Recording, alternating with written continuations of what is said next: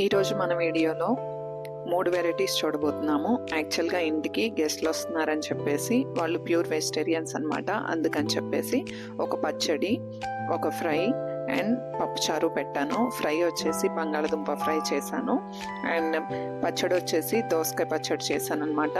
నా స్టైల్లో నేను ఎలా చేశానో మీకు చూపిస్తాను. యాక్చువల్గా ఇవి మేము ఒకళ్ళ ఇంటికి వెళ్ళినప్పుడు మాకు ఇట్లా సర్వ్ చేశారు. చాలా మంచిగా అనిపించింది, డిఫరెంట్గా అనిపించింది. సో అందుకని చెప్పేసి నేను కూడా ఆ రెసిపీ మీతో షేర్ చేసుకుందామని చెప్పేసి ఇలా వీడియో క్యాప్చర్ చేశాను అనమాట. ఇంకెందుకు ఆలస్యం, లేట్ చేయకుండా వీడియోలోకి వెళ్ళిపోదామా. ముందు దోసకాయ పచ్చడి ఎలా చేసుకోవాలో చూసుకుందాం. దానికోసం నేను ఇట్లా చిన్న చిన్న ముక్కలుగా కట్ చేసి పెట్టుకున్నాను, ఇత్తనాలన్నీ తీసేసి. సో ఇప్పుడు ఒక గుప్పెడు పల్లీలు తీసుకొని చక్కగా దోరగా వేగే వరకు వేపుకోవాలన్నమాట. పల్లీలు వేపుకునేటప్పుడు మనకి పుచ్చులు ఏమైనా ఉన్నాయేమో జాగ్రత్తగా చూసుకొని తీసుకోండి, లేకపోతే మనకి చేదొస్తుంది. ఇప్పుడు ఒక 10 పచ్చిమిర్చి ఇట్లాగా చిన్న చిన్న పీసెస్గా కట్ చేసి కొంచెం బాండీలో ఆయిల్ తీసుకొని ఫ్రై చేసుకుంటున్నాను. ఇవి బాగా ఫ్రై అయ్యే వరకు వేపుకోవాలి. అట్లయితేనే మనకి కడుపులో మంట అనేది రాకుండా ఉంటుంది. మంచిగా ఫ్రై అయితేనే. కొంచెం ఉప్పు వేసాను ఇందులో, ఎందుకంటే మనకి ఘాటు వాసన రాకుండా ఉంటుంది కిచెన్లో. ఇప్పుడు టమాటోలు 3 మీడియం సైజ్ తీసుకొని ఇట్లా ముక్కలుగా కట్ చేసుకున్నాను. అలాగే చిన్న ఉసిరికాయ సైజ్ అంతా మన్ను కూడా తీసుకొని చక్కగా ఇవన్నీ ముక్కలు ఫ్రై అయ్యేంత వరకు మూత పెట్టుకోకుండా వేపుకోవాలి. అలా వేపుకుంటేనే మనకు వాటర్ అనేది రాకుండా ఉంటుంది. ఆల్రెడీ దోసకాయలో వాటర్ ఉంటుంది కాబట్టి మనకి ఇవి మొత్తం మిక్సీ వేసుకున్నప్పుడు మనకి చక్కగా వాటర్ కన్సిస్టెన్సీ సరిపోతుంది అందులో. ఇప్పుడు వీటిని మిక్సీ జార్లో వేసి మెత్తగా ఫస్ట్ ఫైన్గా పేస్ట్ పట్టుకోవాలి. తర్వాత దోసకాయ ముక్కలు వేసి ఒక తిప్పుకోవాలి. అంతే, టేస్టీ దోసకాయ పచ్చడి రెడీ. ఉప్పు సరిపోయేంత వేసుకోండి, కొంచెం కొత్తిమీర చల్లుకోండి. ఆనియన్ ముక్కలు కూడా అలా కట్ చేసి చిన్న చిన్న స్లైసెస్గా వేసుకోండి. పోపు స్కిప్ చేసినా పర్లేదు, పోపు వేసుకున్నా బాగానే ఉంటుంది. సో ఇలా టేస్టీ దోసకాయ పచ్చడి అయితే రెడీ అయిపోయింది. ఇంక ఇప్పుడు నేను పప్పుచారు ఎలా చేశానో చూపిస్తున్నాను మీకు. పప్పుచారు కోసం నేను ఒక గ్లాస్ కందిపప్పు తీసుకున్నాను. దాన్ని నీట్గా వాటర్తో శుభ్రంగా కడుక్కొని తర్వాత ప్రెషర్ కుక్కర్లో తీసుకున్నాను. ప్రెషర్ కుక్కర్లో తీసుకొని దానికి 2 గ్లాసులు వాటర్ యాడ్ చేశాను, ఒక గ్లాస్ కందిపప్పు కాబట్టి. ఇప్పుడు ఈ వాటర్ యాడ్ చేసిన తర్వాత కందిపప్పుని చక్కగా మూత పెట్టి ఒక ½ అన్ అవర్ పాటు పక్కన పెట్టుకోవాలి. ఈలోగా మనం చింతపండు, ఒక పెద్ద నిమ్మకాయ సైజ్ అంత చింతపండు నానబెట్టుకున్నాను. ఇప్పుడు మనం ఆల్రెడీ ½ అన్ అవర్ నానిన తర్వాత ముందుగా కట్ చేసి పెట్టుకున్న ఒక medium size onion, 2 medium size tomato, ఒక 4 పచ్చిమిర్చి, వీటిని ముక్కలుగా కట్ చేసుకొని వీటన్నిటిని దీనికి యాడ్ చేసేసుకోవాలి నానబెట్టుకున్న పప్పుకి. ఇవన్నీ యాడ్ చేసుకొని దీనికి కరివేపాకు కూడా ఒక 4 గ్రాములు యాడ్ చేసుకున్నాము. దీనికి ఆయిల్ యాడ్ చేసుకోవాలి, పసుపు, కారం, ఇంకా ఆయిల్, అంతే. వీటి వరకు యాడ్ చేసేసుకొని ఒకసారి స్పూన్తో మనం మొత్తాన్ని కలయపెట్టుకోవాలి. ఇలా కలయపెట్టుకోవడం వల్ల చక్కగా పసుపు, కారం ఏదైతే ఉందో మొత్తం అన్నీ కలిసిపోతాయి, మిక్స్ అయిపోయి చక్కగా ఈవెన్గా ఉడుకుతాయి అన్నమాట. మనం ఇలా ప్రెషర్ కుక్కర్ మూత పెట్టుకొని ఒక 4 విజిల్స్ వచ్చేంత వరకు ఉడికించుకోవాలి. అంతే. ప్రెషర్ పోయిన తర్వాత ఆ మూత తీసేసి దానిలో ఉప్పు యాడ్ చేసేసుకొని ఒక 2 టేబుల్ స్పూన్స్, ఇంకా మనం పప్పు గుత్తి ఉంటే పప్పు గుత్తి, లేదా విస్కర్ ఉంటే విస్కర్, దాంతో చక్కగా ఫైన్గా ఇట్లా మెదుపుకోవాలన్నమాట. మెత్తగా మెదుపుకున్న తర్వాత దానికి చింతపండు రసం పిండుకోవాలి. మొత్తం మన చింతపండు నానబెట్టుకున్నంత గుజ్జు మొత్తం వచ్చేంత వరకు చక్కగా ఆ వాటర్ అనేది ఫిల్టర్ చేసుకొని చక్కగా పప్పుకి, ఉడికిన పప్పుకి యాడ్ చేసేసుకోవాలి. ఇలా యాడ్ చేసుకున్న తర్వాత ఒకసారి ఇంకొంచెం వాటర్ యాడ్ చేసేసి ఒకసారి పిండుకొని ఫిల్టర్ చేసుకోవాలి. ఇలా మొత్తం పిండుకున్న తర్వాత ఉన్న పిప్పిని పక్కకు పడేసేసుకొని ఇప్పుడు మొత్తం ఒకసారి స్పూన్తో కలయపెట్టుకోవాలి. ఇలా కలయపెట్టుకుంటే ఆ రసం అంతా మనకి ఈవెన్గా కలిసిపోతుంది.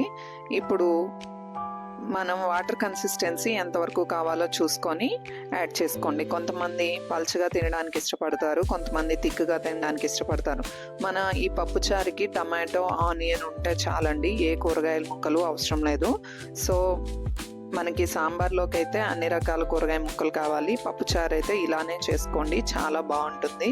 మనకు ఆల్రెడీ పచ్చడి, ఫ్రై అన్నీ ఉన్నాయి కాబట్టి. సో దీనికి ఇంకా మనం పోపు వేసేసుకోవడమే. ఆ పోపులో 4 వెల్లుల్లి రెమ్మలు, ఇంకా కొంచెం కరివేపాకు, మన పోపు దినుసులు అన్నీ వేసుకొని ఒక ఎండుమిర్చి కూడా తుంచుకొని వేసేసుకోవాలి. ఇలా మొత్తం వేగిన తర్వాత చిన్న చిన్న ఆనియన్ పీసెస్ కట్ చేసుకొని అవి కూడా వేసుకోండి. మధ్య మధ్యలో ముక్కలు తగులుతూ టేస్ట్ బాగుంటుంది. సో ఇవి ముక్కలు మొత్తం వేగేంత వరకు వేపుకొని తర్వాత కరివేపాకు, కొంచెం కొత్తిమీర కూడా వేసుకొని ఫైనల్ టచ్గా ఈ పోపు మొత్తాన్ని ఇంకా మనకు ఆల్రెడీ మనం పప్పుచారు ఉడికించుకుంటూ ఉన్నాం కదా స్టవ్ మీద, ఆ పప్పుచారుకి యాడ్ చేసేయడమే. ఈ పప్పుచారుకి పోపు యాడ్ చేసిన తర్వాత ఈ పోపు మొత్తం ఆ పప్పుచారుకి పట్టేంత వరకు మనం చక్కగా కలుపుకుంటూ ఒక 5 minutes పాటు ఉడికించుకోవాలన్నమాట. అంతే, టేస్టీ టేస్టీ పప్పుచారు రెడీ అయిపోయింది. మీరు కూడా ఇది ట్రై చేసి ఎలా ఉందో కమెంట్ సెక్షన్లో కమెంట్ చేయడం మర్చిపోవద్దు.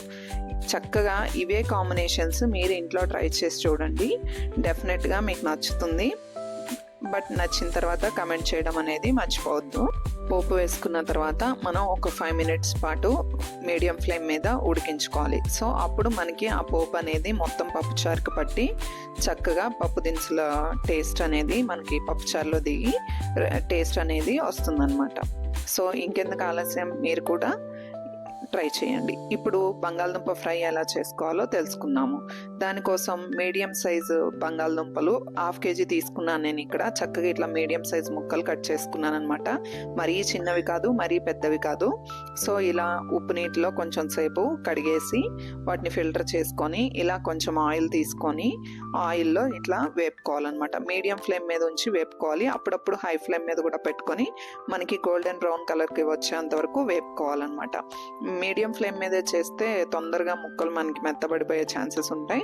సో ఇట్లా ఫ్రై లాగా రావాలంటే కొంచెం అప్పుడప్పుడు హై ఫ్లేమ్లో పెట్టుకొని కంటిన్యూస్గా తిప్పుకుంటూ చేసుకోవాలి. ఆల్రెడీ ముక్కలు ఉడికిపోయాయి. నేను సపరేట్గా ప్లేట్లోకి తీసేసుకొని ఇప్పుడు పోపు వేసేసుకుంటున్నాను. దానిలో 4 వెల్లుల్లి రెమ్మలు, పోపు దినుసులు, ఎండుమిర్చి వేసుకొని ఇప్పుడు ఆ పోపుకి ఈ ముక్కల్ని యాడ్ చేసేసి తిప్పుకుంటూ ఉన్నాను. దీనికి చక్కగా ఉప్పు, కారం, కొంచెం ధనియా పొడి, ఇంకా జీరా పొడి, అలాగే కొంచెం గరం మసాలా వేసుకొని చక్కగా కలయపెట్టుకోవాలి. ఎక్కువసేపు ఉంచుకోవద్దండి ఇవన్నీ వేసుకున్న తర్వాత, ఎందుకంటే మనకి ఆ పౌడర్స్ అన్నీ మాడిపోయి టేస్ట్ మారిపోయే ఛాన్సెస్ ఉంది బంగాళదుంప ఫ్రై అనేది. సో అందుకని చెప్పేసి చాలా లో ఫ్లేమ్లో పెట్టుకొని ఒక 1 minute to 2 minutes అంతే, ఎక్కువసేపు అయితే వేయించుకోవద్దు. సో ఇంకా మనకి దీనికి చక్కగా ఫైనల్ టచ్గా కొత్తిమీర కూడా కొంచెం యాడ్ చేసేసుకుంటే టేస్టీ టేస్టీ బంగాళదుంప ఫ్రై రెడీ. సో ఈరోజు దోసకాయ పచ్చడి, పప్పుచారు అండ్ బంగాళదుంప ఫ్రై, ఈ 3 కాంబినేషన్స్ మీరు కూడా ఇంట్లో ట్రై చేసి ఎలా వచ్చాయో అండ్ తిన్న తర్వాత కాంబినేషన్స్ ఎలా ఉన్నాయో తప్పకుండా నాకు తెలియచేయండి. మా వీడియో కనుక నచ్చినట్లయితే తప్పకుండా లైక్ చేయండి, షేర్ చేయండి, సబ్స్క్రైబ్ చేయండి. Thank you all.